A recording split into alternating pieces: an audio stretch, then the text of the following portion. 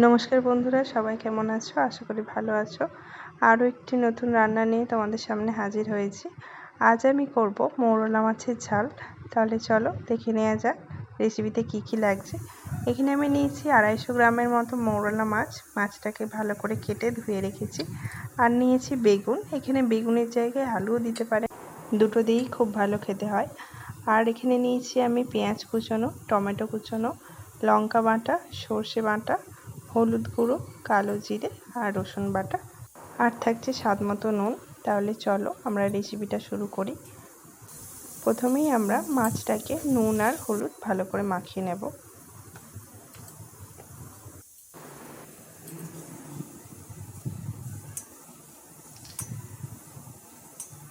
মাছে ভালো করে নুন আর হলুদটা মাখিয়ে নেওয়ার পর আমি কড়াইতে তেল গরম করতে দেব। এখানে আমি সরষের তেল ব্যবহার করছি, তোমরা চাইলে সাদা তেলও ব্যবহার করতে পারো। প্রথমে গ্যাসটাকে বাড়িয়ে তেলটাকে ভালো করে গরম করে নেব।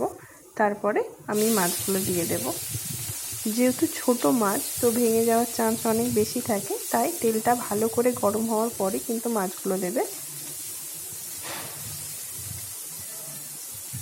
হাই ফ্লেম দিয়ে আমি মাছগুলো ভেজে নিচ্ছি। খুব বেশি ভাজার দরকার নেই, অল্প ভাজলেই হবে।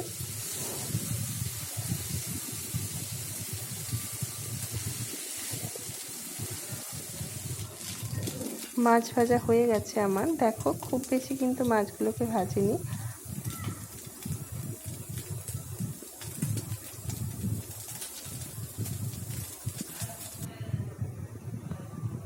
বাকি মাছগুলো দিয়েও আমি ভেজে নেব।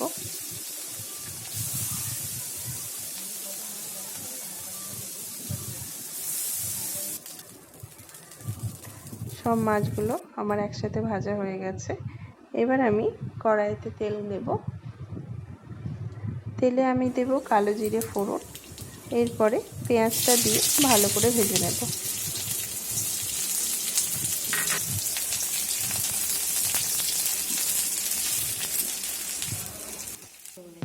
পেঁয়াজ ভাজা হলে এতে আমি দিচ্ছি রসুন বাটা, কাঁচা লঙ্কা বাটা আর হলুদ গুঁড়ো দিয়ে মশলাটা আরও কিছুক্ষণ আমি কষিয়ে নেব, যাতে রসুনের গন্ধটা না থাকে। কাঁচা রসুনের গন্ধ থাকলে রান্নায় ভালো লাগে না। তাই মশলাটা একটু কষিয়ে নেওয়ার পর আমি এতে দিয়ে দিচ্ছি টমেটো কুচি আর একটু নুন।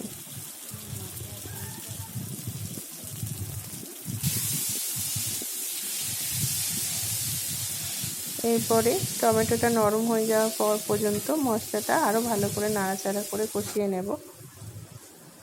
টমেটোটা নরম হয়ে গেছে, এবার আমি এতে দিয়ে দেব বেগুন।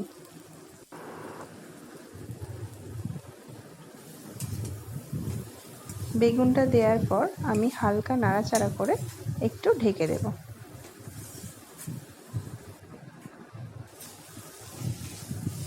2 মিনিট মতো আমি ঢেকে রেখেছিলাম। এরপরে বেগুনটা বেশ কিছুটা নরম হয়ে এসছে। এবার আমি এতে দিয়ে দেব সর্ষে বাটা।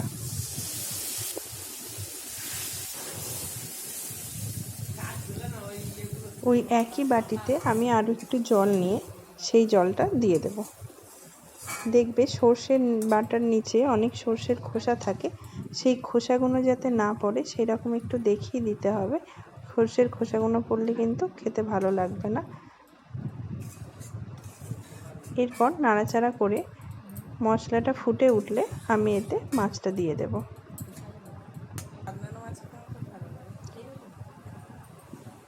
মশলাটা ফুটে উঠেছে, এবার এতে আমি মাছটা দিয়ে দিচ্ছি।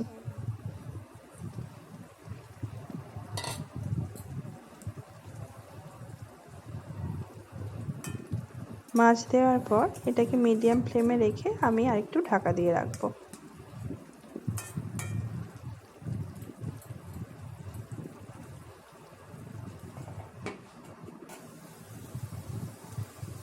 দুই থেকে 3 মিনিট পর দেখো জলটা বেশ টেনে নিয়েছে এবং মাছটা গ্রেভি গ্রেভি হয়ে গেছে।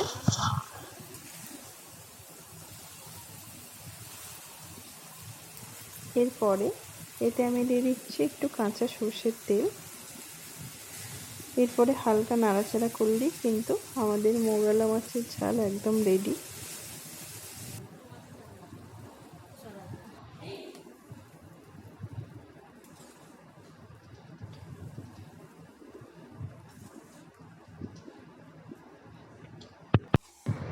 এই রেসিপিটা তোমাদের কেমন লাগলো আমাকে অবশ্যই কমেন্ট করে জানাবে, আর যদি ভালো লেগে থাকে একটা লাইক করে দেবে।